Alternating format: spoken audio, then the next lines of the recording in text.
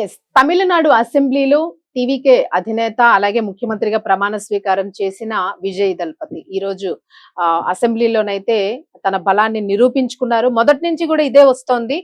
బలాన్ని నిరూపించుకోగలుగుతాడా? స్టాలిన్ కూడా ఇదే శపథం చేశారు. అసెంబ్లీలో నీ బలాన్ని నిరూపించుకుంటే ఏముంది అని చెప్పేసి.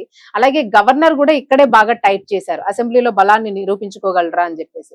మొత్తానికి ఏదైనా ఛాలెంజ్ గా తీసుకున్న విజయ్ లాస్ట్ లో ఓడిపోతాడు, బలాన్ని నిరూపించుకోలేడు అని చెప్పేసి ఒక ధైర్యంతోని మిగిలిన పార్టీలు ఏవైతే ఉన్నాయో ఈ రోజు అదంతా కూడా పటాపంచులైపోయింది. మొత్తానికి 144 మంది ఎమ్మెల్యేలు అధికార టీవీకే పార్టీకి అనుకూలంగా ఓటు వేసినట్లు ఇక్కడ కనిపిస్తుంది. సో మరో 22 మంది అయితే వ్యతిరేకంగా ఓటు వేశారు. అలాగే 5గురు ఎమ్మెల్యేలు అయితే మాత్రము చాలా తటస్థంగా ఉన్నట్లు కనిపించింది. అలాగే ఈ సందర్భంగా మూజువాణి ఓటుకు బదులుగా స్పీకర్ సభలో ఒక్కో సభ్యుడికి మద్దతు గురించి అడిగి తెలుసుకుని వారి ఓటును నమోదు చేసుకున్నారు. కాంగ్రెస్, లెఫ్ట్ పార్టీలు, వీసీకే, ఐయుఎంఎల్ పార్టీల ఎమ్మెల్యేలు టీవీకేకి అనుకూలంగా ఓటు వేసినట్లు కనిపిస్తోంది. సో అలాగే అన్నా డిఎంకేకి చెందిన పలువురు రెబల్ ఎమ్మెల్యేలు విజయ్ కి మద్దతుగా నిలిచారు. అలాగే డిఎంకే ఈ విశ్వాస పరీక్షను బహిష్కరించింది. సో ఇది ఆబ్వియస్లీ జరిగేది. పార్టీకి చెందిన 59 ఎమ్మెల్యేలు అయితే వాకౌట్ చేసేశారు. దీంతో సభలో సభ్యుల సంఖ్య తగ్గి మ్యాజిక్ మార్క్ లో కూడా ఆ మేరకు అయితే కొంత కోత పడినట్లు కనిపిస్తుంది. సో ఈ క్రమంలో మొత్తానికి బల పరీక్షలో సీఎం విజయ్ అయితే చాలా సింపుల్ గా ఇక్కడ కూడా నెగ్గినట్లు కనిపిస్తుంది. అయితే ఈ సందర్భంగా సీఎం విజయ్ అయితే ప్రసంగించారు, కొన్ని కీలకమైన కామెంట్స్ కూడా చేశారు. సో ఇందులోని ఉన్న తన సభ్యుల్లో ఉన్న ప్రతి ఒక్కరికి కూడా సమాన అవకాశాలు ఉంటాయి, అందరూ నాకు సమానమే, ఇక్కడ ఏ ఒక్కరు ఎక్కువ కాదు, అందరికీ సమాన అవకాశాలు, తమ ప్రభుత్వంలో అందరికీ సేమ్ ఒకటే అవకాశాలు అందుతాయి అని చెప్పేసి అన్నారు. అలాగే ప్రజలని నమ్ముకునే ఎన్నికలు బరిలో దిగానని గుర్తు చేశారు. అలాగే అన్ని వర్గాలు తమపై నమ్మకం ఉందని అన్నారు.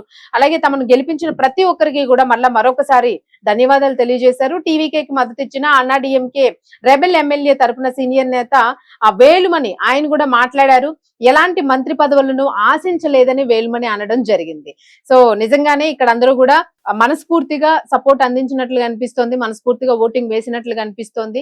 ఇక్కడ కూడా అసెంబ్లీలో ఏదైతే నిరూపించుకోవాలి అని చెప్పేసి 3 సార్లు గవర్నర్ ని కలిసి అలసిపోయిన విజయం సాధించి ప్రమాణ స్వీకారం చేశారో, ఇక లాస్ట్ ఇదే అగ్ని పరీక్ష అనుకున్న టైంకి అసెంబ్లీలోని నెగ్గాల్సిన టైమే అగ్ని పరీక్షలోనే ఆయన మొత్తానికి రుజువు చేసుకున్నాడు.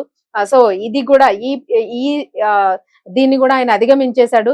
మొత్తానికి ఈ విషయంలో మాత్రము ప్రతిపక్ష నేత డిఎంకే పార్టీ ఉదయనిధి స్టాలిన్ మాత్రము పాత అంటే వాళ్ళ గవర్నమెంట్ లో ఉండేటప్పుడు ఏవైతే పథకాలు అవి ఉన్నాయో సో వాటిని కూడా కంటిన్యూ చేయాలి అని చెప్పేసి చెప్పడం జరిగింది. అది ఒక్క డిమాండ్ మాత్రం వాళ్ళు పెట్టినట్లు కనిపిస్తోంది. మొత్తానికి ఇది డిఎంకే పార్టీకి చాలా తీరని గట్టి దెబ్బలాగే కనిపిస్తోంది. సో మరి నిజంగానే విజయ్ ఈ మిగిలిన వాటిని కూడా అనుసంధానంగా అంటే ముందు పార్టీకి సంబంధించిన గత పార్టీకి సంబంధించిన హామీలు ఏవైతే ఉన్నాయో వాటితో పాటు కొత్త వాటిని అమలు చేస్తారా, లేదంటే వీటిలో ఏమైనా మార్పులు వస్తాయా, మళ్ళీ ఇవేమైనా మళ్ళీ రాజకీయ చర్చకు దారితీస్తాయా, సో ప్రజలకు అక్కర్లేని పథకాలు ఏమున్నాయి, అవసరమైన పథకాలు ఏమున్నాయి, ఇవన్నీ ఫిల్టర్ చేసుకుని సో ఒక మేనిఫెస్టోని ఏమైనా విడుదల చేస్తారా?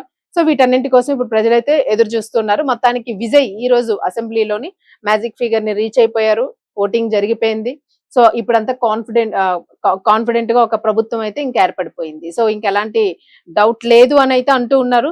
సో చూద్దాం ఇంకెలాంటి కీలక పరిణామాలు కూడా చోటు చేసుకోకుండా ప్రభుత్వం సజావుగా సాగాలని అందరూ కోరుకుంటూ ఉన్నారు, తమిళనాడు ప్రజలందరూ కూడా. సో దీని గురించి మీరేమనుకుంటున్నారు, అంటే విజయ్ సాధించిన విజయం గురించి మీరేమనుకుంటున్నారో కామెంట్ తెలియజేయండి.